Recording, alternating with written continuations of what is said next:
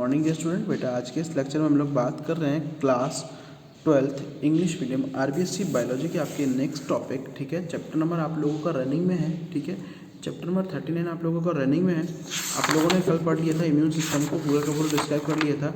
आज हम लोग बात करते हैं इम्यून सिस्टम में सेकेंड टॉपिक है आप लोगों का एक्वायर्ड इम्यूनिटी। एक्वायर्ड इम्यूनिटी की अगर हम लोग बात करें तो वो इम्यूनिटी जो आप लोग बाहर से लेते हो वो क्या कहलाती है बेटा? एक्वायर्ड इम्यूनिटी कहलाती है। एक्वायर्ड का मतलब होता है बाहर से लेते हो, यानी जो असेंशियल है, जिसके बिना हमारी बॉडी का गुजारा नहीं चल रहा है। ठीक है, तो acquired immunity is obtain during the life time. ये क्या कह रहा है कि ये जो इम्यूनिटी है ये लाइफ टाइम के दौरान जनरेट होती है। This is develop by the organism on the basis of former memory power of the micro organism. ठीक है, ये ऑर्गेनिज्म के यानी कि कोई भी जो डेवलप करता है बाय द फॉर्मर मतलब पहले से उसकी मेमोरी पावर माइक्रो ऑर्गेनिज्म कितनी और metabolic substances produce by them.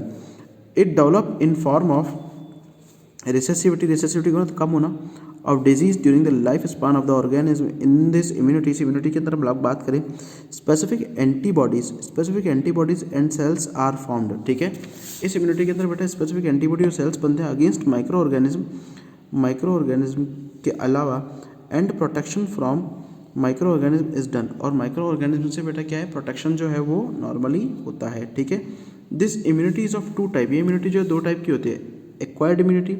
ठीक है, अब उसमें एक्वायर्ड इम्यूनिटी के अंदर एक्टिव और पैसिव दो टाइप की इम्यूनिटी दिखाई गई है। ओके, एक और बात, this immunity is antigen specific. Antigen मतलब फॉरेन सब्सटेंस की एंट्री के अगेंस्ट ही जनरेट होती है। ठीक है, यानी कि जो एंटीजन रिकॉग्नाइज हुआ है उसी एंटीजन के अगेंस्ट एंटीबॉडी बनेगी, दूसरे के अगेंस्ट नहीं बनेगी। इट्स मेन प्रॉपर्टीज मेमोरी, इसका मेन जो है मेमोरी के ऊपर बेस्ड है। व्हेन डिजीज कॉजिंग फैक्टर या pathogen enter into the body for the first time, एक बार आता है, then it's showing the reaction of immune system. और वो क्या है, इम्यून सिस्टम की रिएक्शन को शो करता है। ठीक है, कैसे?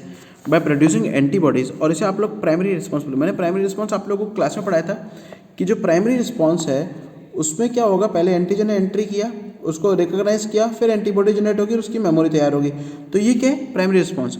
ड्यूरिंग दिस प्रोसेस इसमें क्या है, मेमोरी सेल्स आर प्रोड्यूस। देखो आगे ना मेमोरी सेल्स बनती है। ठीक है, दस the same disease causing factor, इसलिए जो मेन डिजीज जो सेम वही का वही अगर दोबारा आता है, सब्सिक्वेंट उसका एक्सपोजर होता है, दोबारा आता है। ठीक है, then the immune system produce excess of antibodies. तो इम्यून सिस्टम क्या है, बॉडी एंटीबॉडी को एक्सेस में प्रोड्यूस करेगा with the help of former memory cells called response rapidly. ठीक है ना, ठीक है, this is called secondary immune response. जैसे आप लोग सेकेंडरी इम्यून रिस्पॉन्स बोलते हो। अब इसमें दो टाइप की आती है, एक्टिव इम्यूनिटी और पैसिव इम्यूनिटी। ठीक है, एक्टिव में बेटा दो आती है, नेचुरल और आर्टिफिशियल, और इसमें पैसिव में भी दो आती है, नेचुरल और आर्टिफिशियल।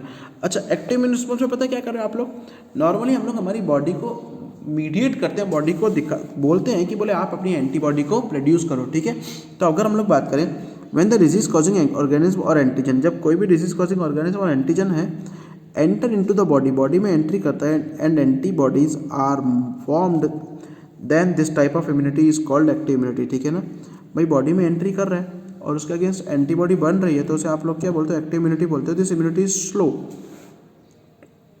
ठीक है, ये एक स्लो प्रोसेस है एंड टेक टाइम, और लंबा समय लेता है टू बिकम इफेक्टिव होने के लिए, बट इट्स इफेक्ट, लेकिन उसके जो इफेक्ट है रिमेन्स फॉर लॉन्ग पीरियड, वो लंबे समय तक रहते हैं।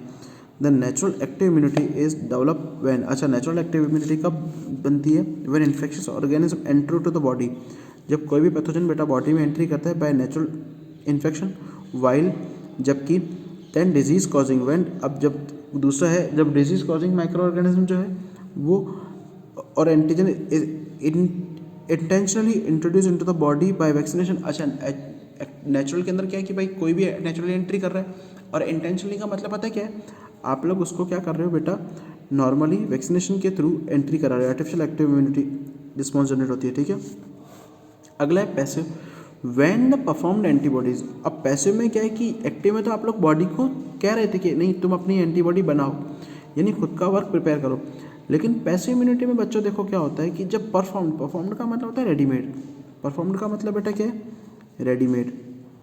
ठीक है, antibodies are introduce into the body, ये रेडीमेड एंटीबॉडी जो है बॉडी में इंट्रोड्यूस होता है फॉर द प्रोटेक्शन के लिए, then passive immunity is obtain. तो क्या उस केस में पैसिव इम्यूनिटी जो है वो ऑब्टेन होती है। ठीक है, दिस इम्यूनिटी डेवलप रैपिडली, ये क्या है, अच्छा एक्टिव जो लंबा टाइम लेते हैं, क्यों, क्योंकि उसमें पहले पैथोजन को पहचानेगा, पहचानने के बाद उसके अगेंस्ट एंटीबॉडी बनाएगा, लेकिन ये क्या है, रैपिडली डेवलप होती है, रैपिडली मतलब बहुत तेज गति से, बट रिमेन इफेक्टिव, लेकिन क्या है इफेक्टिव है फॉर ए शॉर्ट ड्यूरेशन, एक कम समय के लिए, छोटे समय के लिए। ड्यूरिंग प्रेगनेंसी, प्रेगनेंसी की बात करें, द एम्ब्रियो गेट IgG, ठीक है। IgG क्या होता है? इम्यूनोग्लोबुलिन जी, ठीक है। एंटीबॉडी जी होती है through the placenta. And during lactation, lactation की बात करें, mother provide the new born child IgA, mother जो है वो न्यू बॉर्न चाइल्ड को IgA प्रोवाइड कराती है through colostrum which are example of passive immunity, ठीक है। क्लोस्ट्रम के साथ जो कि एग्जाम्पल है किसके? पैसिव इम्यूनिटी के एग्जाम्पल है। The anti venom, anti venom का मतलब होता है जहर, अगर कोई सांप खाता है तो उसके against anti toxin given to the treatment of snake bite is dangerous disease, for the dangerous disease, ठीक है, such as tetanus, rabies, diphtheria, produce the artificial passive. अब इन सेंस पैसिव में क्या हुआ बेटा? इस पैसिव के अंदर आप लोग अपनी बॉडी को आर्टिफिशियली दे रहे हो, ठीक है, ठीक है ना बेटा।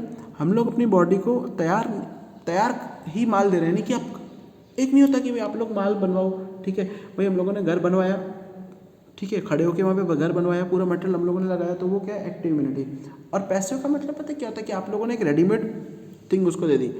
ऑटो इम्यूनिटी पता है क्या होती है बेटा? बेसिकली नया टॉपिक आता है कि जब आपकी बॉडी है ना, वो जैसे capacity of differentiating between self and the cells. अच्छा भाई, हमारी बॉडी में अपनी खुद की सेल्स को और नॉन सेल्स को, यानी कि खुद की सेल्स को रिकॉग्नाइज करने के लिए क्या होता है कि एक मैकेनिज्म होती है, ठीक है ना, heterogeneous organism in the acquired immunity. It means this immunity develop the antibodies only against the heterogeneous, heterogeneous होता है आउटसाइडर,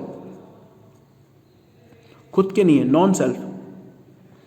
आउटसाइडर की तुलना में नॉन सेल्फ वर्ड अच्छा रहेगा, यानी कि सेल्फ खुद के सेल्स को रिकॉग्नाइज करती है, और नॉन सेल्फ का मतलब क्या होता है? बाहर के लोगों को।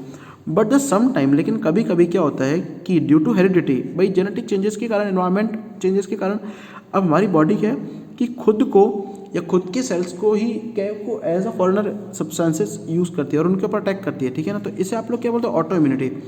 ऑटो इम्यूनिटी का मतलब बच्चों पता है क्या होता है?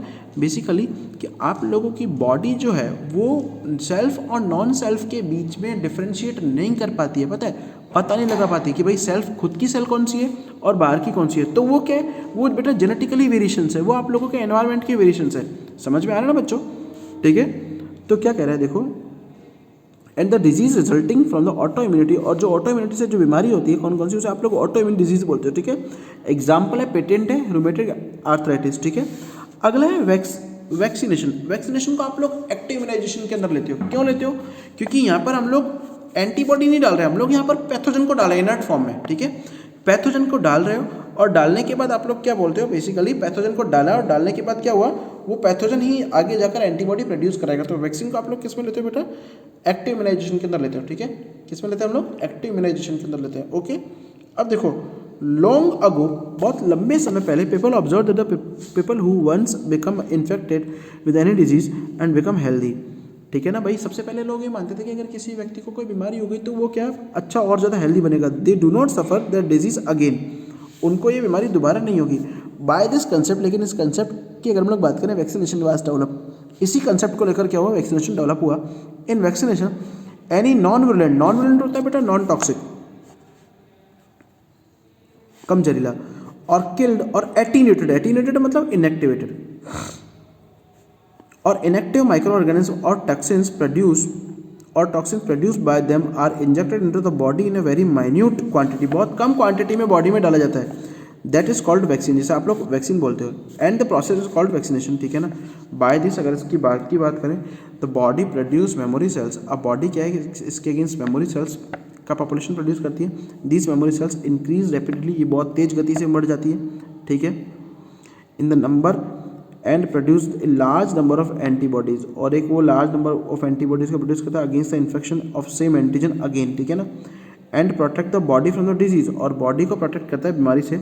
फॉर द फर्स्ट टाइम, सबसे पहले बेटा एडवर्ड जेनर ने 1796 में काउपॉक्स CPV वैक्सीन बनाई थी on a boy named James Phipps, ठीक है ना। जेम्स फिप्स उसको पॉक्स की वैक्सीन दी थी। Is known as a father of vaccination because of his contribution. अपने कॉन्ट्रीब्यूशन के लिए बेटा ये क्या करती है, नॉर्मली इनको फादर ऑफ वैक्सीनेशन का नाम दिया गया है। अब है टाइप ऑफ वैक्सीन। भाई वैक्सीन्स की अगर हम लोग बात करें तो लाइव, डायल्यूटेड और एटीन्यूटेड, इसमें आप लोग क्या होता है कि लिविंग ऑर्गेनिज्म वायरस वगैरह को एंट्री कराते हैं। टिश्यू कल्चर के थ्रू हमने ले लिया, ठीक है, चिक एम्ब्रियो का फॉर मैनी जनरेशन, काफ़ी समय तक।